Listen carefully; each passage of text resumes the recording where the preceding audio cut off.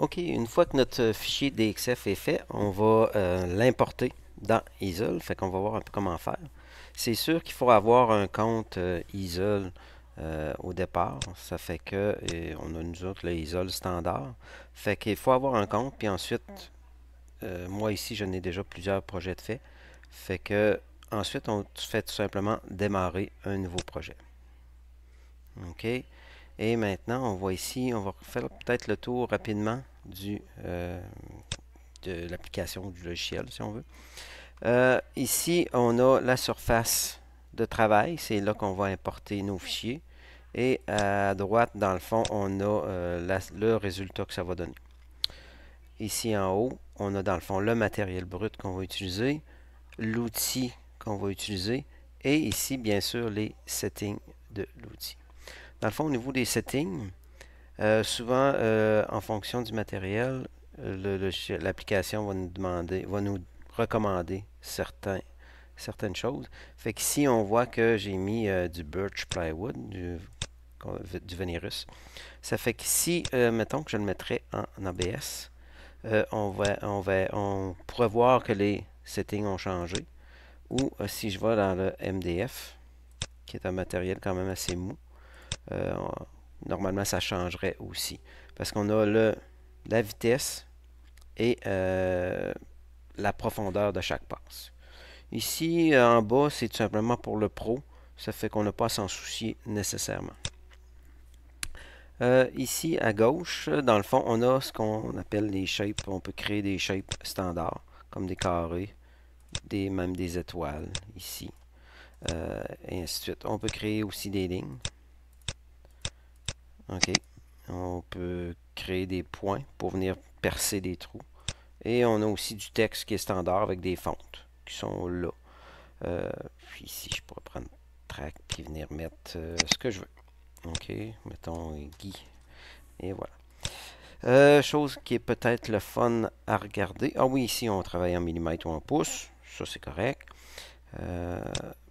Bien sûr, au niveau des shapes, ici, on a ce qu'on appelle le cut.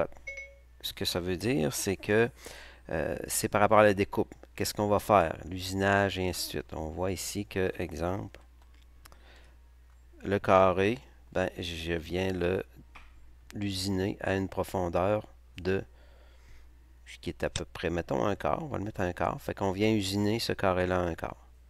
Si je pourrais lui dire de prendre au complet la matière, et vous voyez qu'il vient nous faire un trou. Ce qui est le fun aussi, c'est qu'il nous montre les rayons que l'outil donne. Ça veut dire qu'ici, on a vraiment un carré, mais par contre, on voit l'outil. Ensuite, ce qui est peut-être à regarder, c'est si on découpe un pocket, dans le fond, tout l'intérieur de la pièce. Si on découpe dessus, OK, je vais faire un zoom dessus. OK. Fait qu'on voit, on a la ligne bleue ici, qui est le parcours d'outils, et on a en noir le résultat que ça donne. On pourrait lui dire de couper à l'extérieur. On voit ici qu'il vient faire les rayons. Ou on coupe à l'intérieur. OK, ici, il ne nous les met pas, mais par contre, dans le résultat, il nous le met. Fait que, exemple, si je coupe à l'intérieur comme ça, vous voyez les petites pièces en jaune. Si je mets pas de table, OK, oups, ici, dans le fond, ce qu'il va faire, c'est qu'il va découper complètement la pièce et cette pièce-là va devenir comme mobile. Ça veut dire que c'est pas ça qu'on veut parce que dès qu'il va avoir fini de découper, ça se peut que la pièce bouge, que ça frappe l'outil, puis ça sera pas le fun du tout comme le résultat. Fait que ce qu'on fait, c'est qu'on met des tables. On utilise des tables. Il va laisser de la matière. OK? Exemple, dans ce cas-là, je pourrais peut-être juste en laisser deux. Tout simplement, que je viens positionner. OK? La petite chose, c'est qu'on ne les voit pas comme résultat. Exemple, je vais le déplacer sur le côté pour bien le voir. On ne voit pas le résultat. Par contre, quand on va faire une simulation, on le voit. On voit qu'il met, là, on voit ici une petite partie blanche. Là. C'est sûr que le mouvement de... ça ne permet pas de voir beaucoup, tout. Mais on voit qu'il va le laisser. Est-ce que je suis capable de le voir au complet? Oui. Ici, on voit qu'il laisse l'outil. Fait que c'est peut-être le défaut de l'aperçu, c'est qu'on ne voit pas les tables. Mais par contre, on sait qu'ils sont là, on vient les laisser. Fait que la longueur de 1/4 de pouce et il va laisser une hauteur de 2,80. Tout simplement. Ça, c'est quand c'est découpé. Fait qu'ici, on a vu intérieur, extérieur, un pocket. Qu'est-ce qu'il y aurait peut-être d'autre à voir aussi? Peut-être aussi au niveau des dimensions du brut, on voit ici que j'ai une dimension X.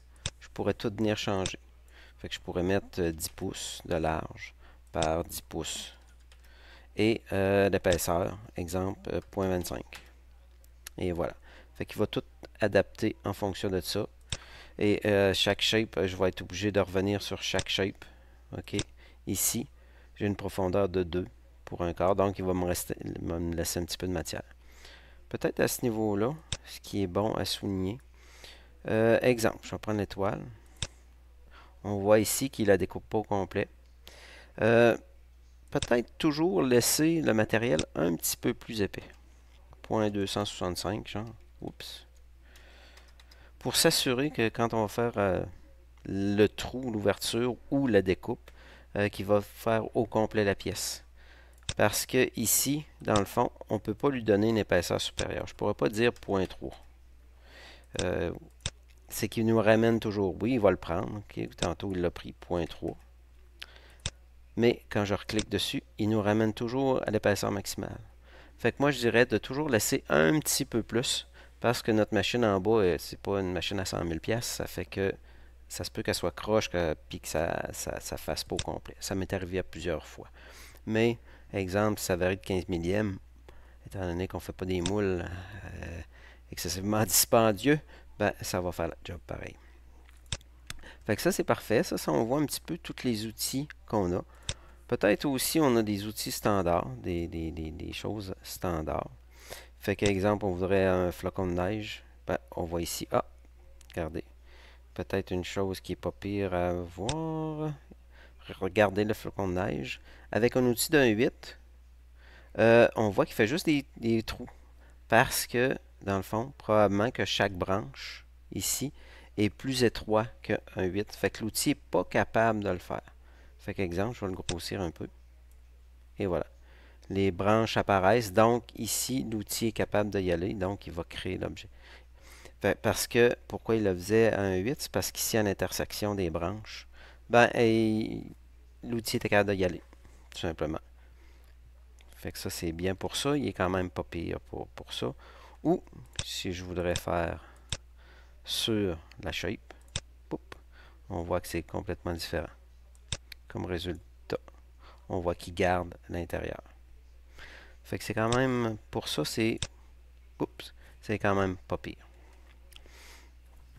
Fait que dans la prochaine vidéo, je vais voir comment importer la pièce de tantôt, parce que là, je me suis égaré un peu, puis j'ai parlé de l'interface en tant que telle. Fait que maintenant, dans un nouveau projet, je vais importer la pièce.